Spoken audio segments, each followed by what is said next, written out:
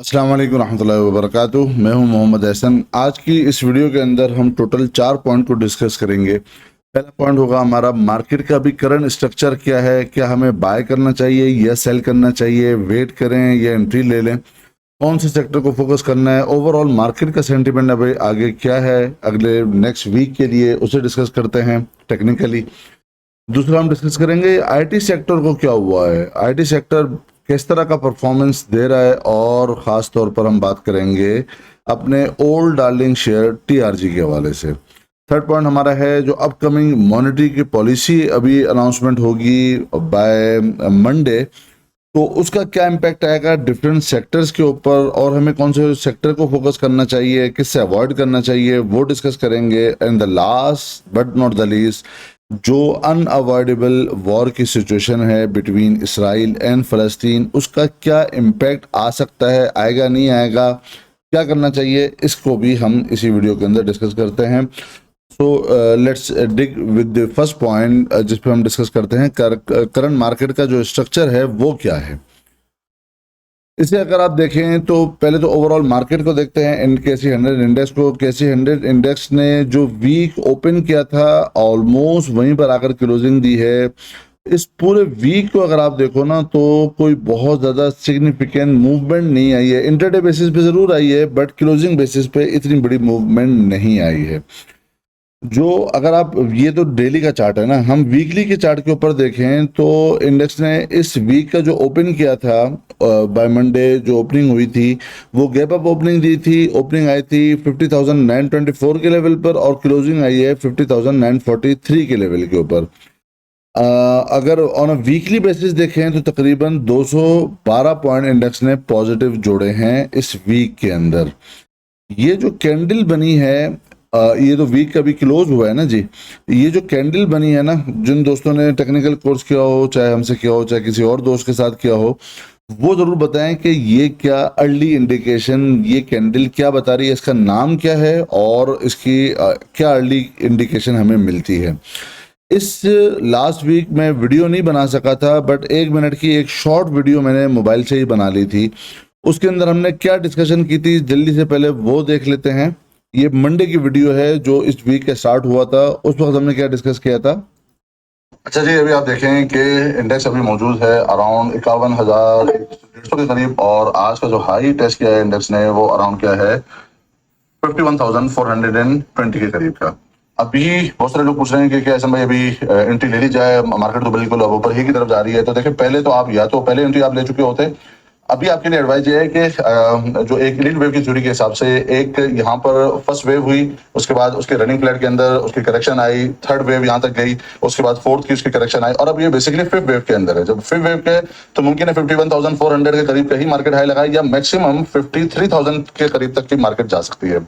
अब जिन्होंने पहले बाय किया हुआ है तो वो तो चलो सही है, लेकिन अभी न्यू बाय के लिए जो इंडेक्स में जो अगर आप इंडेक्स को देखो ना तो अभी न्यू बाय इस लेवल पर आकर नहीं बनती। जो पीछे बाय किया हुआ है होल्ड कर सकते हो, बट उसके अंदर भी ट्रेडिंग स्टॉप लॉस आप यूज कर सकते हो, ऊपर जाते हुए नहीं। अब यहाँ पर जो 1 2 3 की जो करेक्शन आती है, बेसिकली आपको फिर देखना होगा यहाँ पर 49,500 और 48,800 के करीब अगर 1 2 3 की करेक्शन आती है, एबीसी की करेक्शन, फिर जाकर आप अपनी एंट्री बना सकते हो।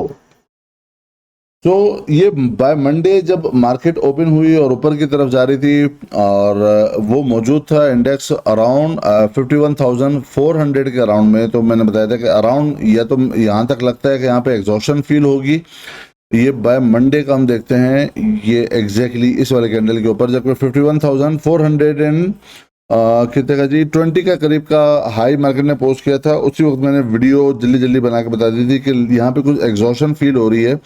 तो लिहाजा बेहतर यही है कि अभी यहाँ पर अपना प्रॉफिट बुक कर लिया जाए, और यही चीज़ फिर मैंने अपने प्रीमियम मेंबर को भी बाय मंडे ही बता दी थी कि भाई सीमेंट और ऑटो स्टॉक के अंदर अब अपना प्रॉफिट बुक करना शुरू कर दो। अगर आप वीकली बेसिस पे देखें तो थोड़ा मुझे अभी भी एग्जॉशन लग रही है। इस लेवल पर आकर एंट्री, न्यू एंट्री बनाना कुछ ज़्यादा फायदेमंद लगता है कि ना हो।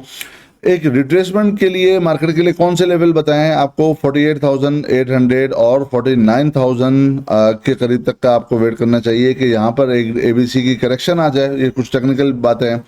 एबीसी की करेक्शन आ जाए तो उस वक्त फिर जाकर अगर वहां पर रिवर्सल की कोई कैंडल बनेगी तो जब जाकर एंट्री बन सकती है। फिलहाल अभी इस लेवल पर आकर बाय की एंट्री अभी वेट करना चाहिए। फिलहाल एडवाइस यही है कि नहीं करनी चाहिए। उसकी रीज़न ये भी है कि जो अब पहले मैं इसी बात को फिर आईटी सेक्टर को भी ज़रा जोड़ लेता हूँ और फिर हम आते हैं अपकमिंग मॉनेटरी पॉलिसी और डिफरेंट सेक्टर के ऊपर। आईटी के हवाले से आपको मेरा काफ़ी लंबे टाइम से स्टैंड है, आपको पता है कि मैं फिलहाल ये कहा था कि आईटी के अंदर आप भले सीमेंट के अंदर काम कर लो। सेक्टर आपको लास्ट 2-3 वीडियोस के अंदर भी गिनवाए थे। सीमेंट के अंदर काम कर लें, स्टील में कर लें, ऑटो में आप काम कर लो, आप ईएनबी के अंदर काम कर लो। बट अभी फिलहाल आईटी ऐसा सेक्टर है जिससे मैं कहता हूँ कि अभी अवॉइड करना चाहिए। 2 अगस्त को भी दोस्तों को बताया था आईटी सेक्टर अभी बाय नहीं है, अभी जस्ट वॉच लिस्ट में ही रखें। टीआरजी के हवाले से फिर 22 अगस्त को भी बताया था कि टीआरजी की शॉर्ट की टीपी तो मैंने बताया, चूंकि हम पीछे शॉर्ट करते हुए आ रहे थे इसे, और बाय अभी नहीं बन रही, बाय की कॉल जनरेट नहीं हो रही, अभी अवॉइड कीजिए। फिर टीआरजी के हवाले से ही 25 अगस्त को ही मैंने मेंबर्स को बताया था कि टीआरजी में कोई भी नो बाय, बोल्ड लेटर्स के अंदर बड़ा लिखकर कैपिटल के अंदर बताया कि इसके अंदर अभी बाय नहीं है। It will break all supports. TRG अभी ब्रेक कर देगा अपनी तमाम की तमाम सपोर्ट्स को, अवॉइड करो। I have shorted position in TRG. TRG को मैं यहीं से जोड़ लेता हूं। आईटी सेक्टर को भी, तमाम सेक्टर को भी देखते हैं और खासतौर से टीआरजी पुराना डार्लिंग। देखो ये अगस्त की बात है, हियर यू गो, ये अगस्त चल रहा है। ये अगस्त पे ही मैंने बताया था कि मैं अपनी शॉर्ट पोजीशन होल्ड किया हुआ हूँ, शॉर्ट ही है इसके अंदर, अभी इसके अंदर बाय नहीं है। आप देखो अगस्त से लेकर ये गिरता हुआ आया। इंडेक्स कहाँ जा रहा है? अब साइड पैरेलल अगर आप देखोगे, इंडेक्स जा रहा है ऊपर की तरफ, मार्केट जा रही है ऊपर की तरफ, लेकिन मैं आपको टीआरजी दिखा रहा हूं कि अगस्त से ही जो हमने शॉर्ट किया हुआ था वो आ रहा है नीचे की तरफ। इंडेक्स ऊपर जाएगा लेकिन टीआरजी नीचे आएगा। टीआरजी के ही हवाले से, आईटी सेक्टर के हवाले से आपको याद होगा ये वाली वीडियो आएगी, हाँ ये वाली वीडियो थी, सितंबर का महीना स्टॉक मार्केट के लिए कैसा रहेगा, उसके अंदर इसी वीडियो के अंदर हमने टीआरजी को भी डिस्कस किया था। जल्दी से शॉर्ट के लिए वो भी देख लेते हैं। ये बिल्कुल मार्केट भी अंग्रेज की तरह है। ये क्या करती है, हमेशा अपना डार्लिंग जो है ना वो चेंज करती है। शादी उससे नहीं करती जो डार्लिंग होती है, और डार्लिंग बार बार तब्दील होती है। टीआरजी के लिए बहुत सारे लोग बड़े हैं कि जी जिस तरह पहले जबरदस्त चला है, 10 रुपए से 180 रुपए तक का हो गया था, फिर ये इसी तरह चलेगा। देखो मार्केट मुझे लगता है कि इस दफा जो है ना कोई डार्लिंग शेयर कोई और होगा। मैं नहीं कहता कि ये नहीं चलेगा टीआरजी, बट मुझे लगता है कि इस दफा शायद ये इसके ऊपर मार्केट जो है ना वो बेट ना लगाए। यानी इंडेक्स का आपको याद होगा कोविड के दौरान, कोविड के बाद जब जो है ना जिस दिन टीआरजी चलता था उस दिन पूरा इंडेक्स हिल जाता था, भले पूरी मार्केट ना चली। आपको याद होगा टीआरजी जब चला तो 10 रुपए से 180 रुपए पे पहुंच गया। ओजीडीसी पीपीएल वहीं पर है, यानी हैवी वेटेज स्टॉक, बैंकिंग सारा वहीं पर पड़ा रहा। लेकिन जिस दिन टीआरजी चलता था इंडेक्स 1000 पॉइंट प्लस हो जाता था। आज इंडेक्स हिलता है, जुलता है, ऊपर जाता है, नीचे जाता है, ये टीआरजी वहीं पर मौजूद है। तो वहां पे भी बताया था कि उस वक्त ईएनपी, ओजीडीसी, पीपीएल नहीं चले, बैंकिंग नहीं चला, टीआरजी चला, लेकिन अब डार्लिंग चेंज करने वाली है मार्केट।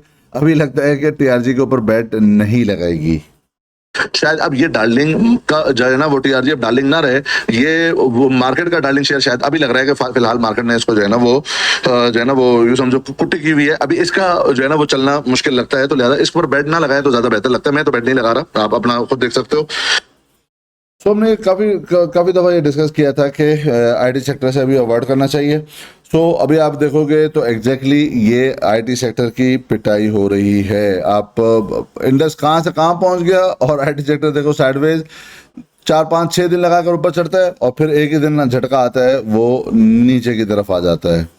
इंडेक्स कहाँ ऊपर पहुंच गया, ये बड़ी मुश्किल से दिन लगाकर ऊपर चलता है और आखिर में एक ही दिन आकर एक वेक्टर कैंडल मारता है आईटी का सेक्टर, और धड़ाम करके एक ही दिन के अंदर लोअर लॉक पे चले जाता है। तो अभी भी सेम स्टांस है, अभी शायद इसके अंदर अभी भी वक्त है, अभी इसके अंदर अवॉइड ही फिलहाल बनता है। वॉच लिस्ट में आप रख सकते हो लेकिन अवॉइड करना चाहिए।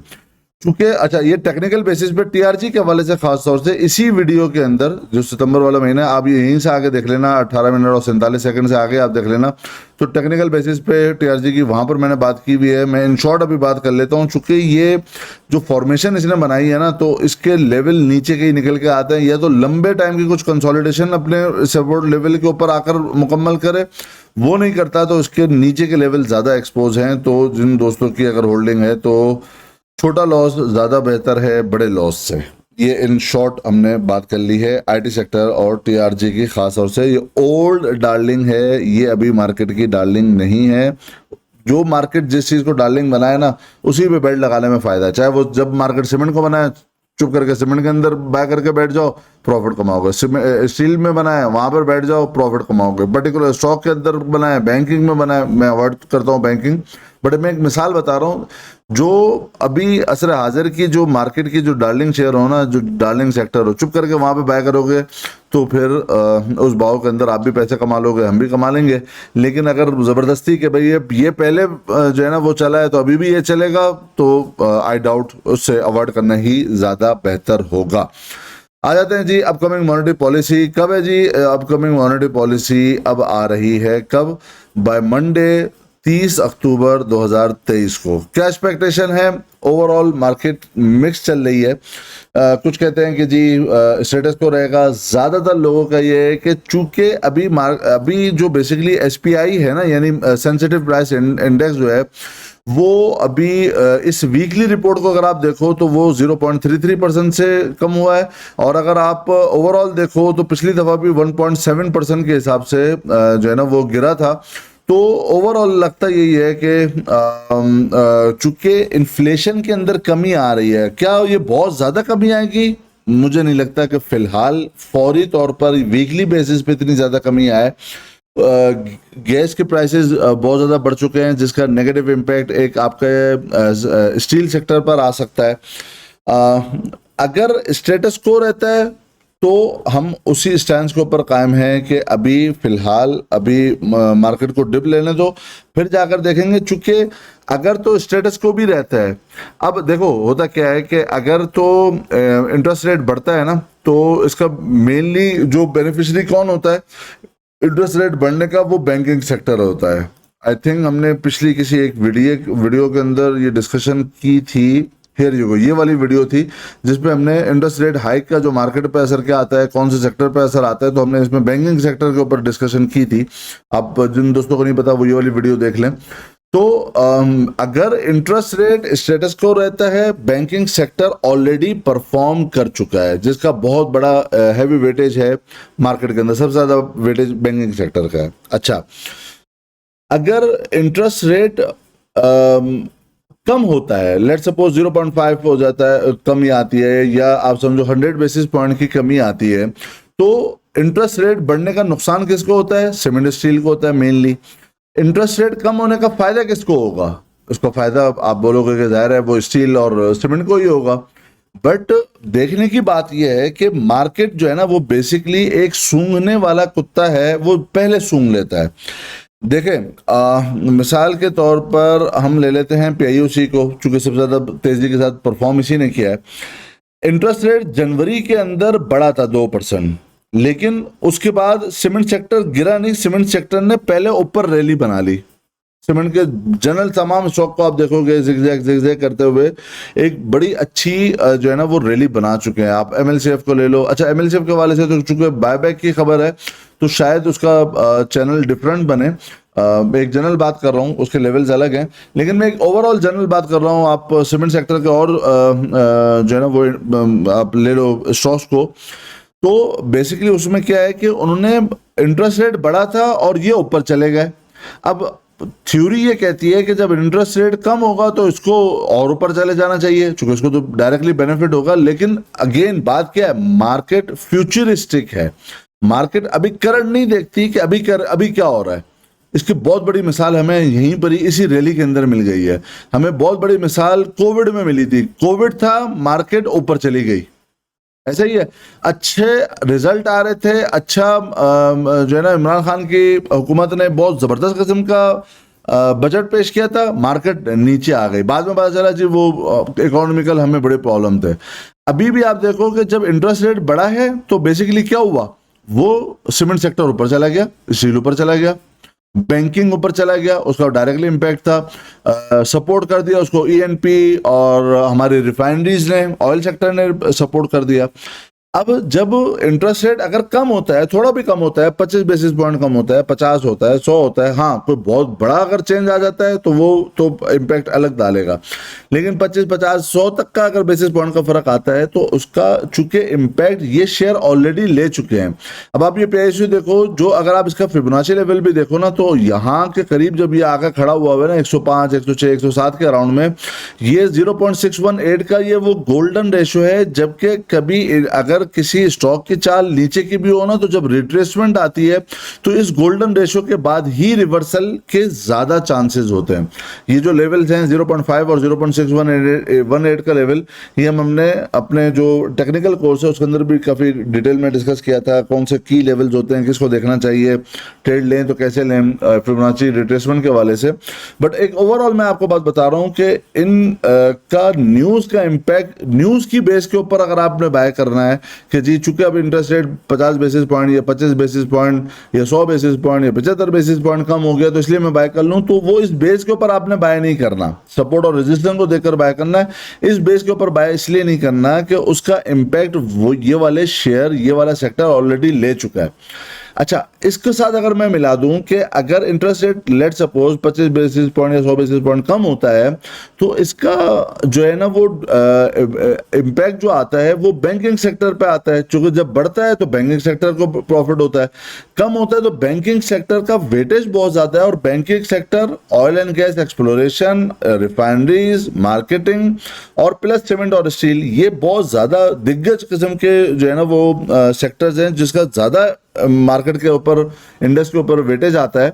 तो ये ऑलरेडी इतनी रैली ले चुके हैं कि इस न्यूज का इम्पैक्ट नहीं लगता क्या है। तो इस न्यूज बेस के ऊपर कतन बाय नहीं करना है। इसके अंदर अभी प्रॉफिट बुक कर लो, जिस तरह अभी मैंने आपको दिखाया कि मैंने अपने मेंबर्स को ही मंडे को ही कह दिया था कि निकल जाओ। यूट्यूब के ऊपर भी वीडियो बनाकर टेक्निकल बेसिस के ऊपर हमने जल्दी से शॉर्ट से वीडियो बना ली थी, चूंकि वीकली वीडियो का टाइम नहीं मिल पाया था मुझे। तो इस बेस के ऊपर इसका इम्पैक्ट क्या आता है, बैंकिंग में क्या आ रहा है और जो है ना वो आपके सीमेंट और स्टील के ऊपर क्या आता है, तो ये हमने डिस्कशन कर ली है। लास्टली पॉइंट हम वीडियो का डिस्कस कर लेते हैं कि इसराइल और फलस्तीन की वॉर का कोई इम्पैक्ट होगा भी या नहीं, अभी तो हमें नहीं लग रहा। देखें, ये वाली बात मैं 9 अक्टूबर को, जो 7 अक्टूबर को हुआ था, हमला हुआ था हमास की तरफ से, तो उसके अंदर भी मैंने डिस्कशन अपने मेंबर्स के साथ भी की थी। लास्ट वीडियो के अंदर भी डिस्कशन मैं कर चुका हूँ ऑलरेडी कि इसका मुझे लगता था कि अभी फौरी तौर पर इसका असर नहीं आएगा, ये इम्पैक्ट अभी नहीं आएगा। अभी लगेगा ये वॉर हो गई, बड़ा क्राइसिस आना है, अभी नहीं आएगा। बट इवेंचुअली ये 1 मंथ के अराउंड में ऐसा लगता है कि इसका कोई इम्पैक्ट आना शुरू हो। जब ये ऐसा आना शुरू होगा तो वो हम डिस्कस करेंगे। और ये डिपेंड करता है कि कितनी एक्सपेडाइट हो जाती है और कितनी फैलाव हो जाता है इस वॉर के अंदर। तो अभी समझने की बात, अब चूंकि तकरीबन 20 दिन से ऊपर हो चुके हैं, 7 अक्टूबर से लेकर अब 28, 29 अक्टूबर हो गई है, ऑलमोस्ट ये अक्टूबर का मंथ जो है वो एंड हो रहा है। तो अब मुझे ये लगता है कि अब आपको थोड़ा सा अब इस न्यूज के ऊपर थोड़ा सा रखना चाहिए, अपने कीप एन आई। बेसिकली अब है क्या कि मुझे लगता है कि ये अनअवॉइडेबल सिचुएशन होगी, यानी वॉर तो अब मुझे लग रहा है कि अब होने वाली है। अभी तक इसराइल ने हमला नहीं किया, क्यों नहीं किया? बहुत सारी टेक्निकल रीजंस हैं, चूंकि बहुत सारे सुरंग और गारें बनाई हुई हैं फलस्तीन ने। तो ये एक गोरिल्ला वॉर होती है, जिस तरह के अमेरिका जो है ना वो फंस गया था वियतनाम के अंदर। तो ये इसकी स्ट्रेटजीज अभी तय हो रही हैं, ये होना तो है। होने के बाद क्या इसका इम्पैक्ट आएगा, मेन आपको हमें यह समझने की जरूरत है। इसका इम्पैक्ट मुझे लगता है सिर्फ और सिर्फ उस वक्त आएगा जबकि और भी रीजनल प्लेयर्स इसके अंदर शामिल हो जाएं। रीजनल प्लेयर में से मेन की जो प्लेयर है ना वो आपका हमारा ईरान है और सऊदी अरब है। मिडिल ईस्ट के जो ममालिक हैं वो हैं। करीब तरीन जो मुल्क लगता है वो सीरिया लगता है, उर्दून लगता है।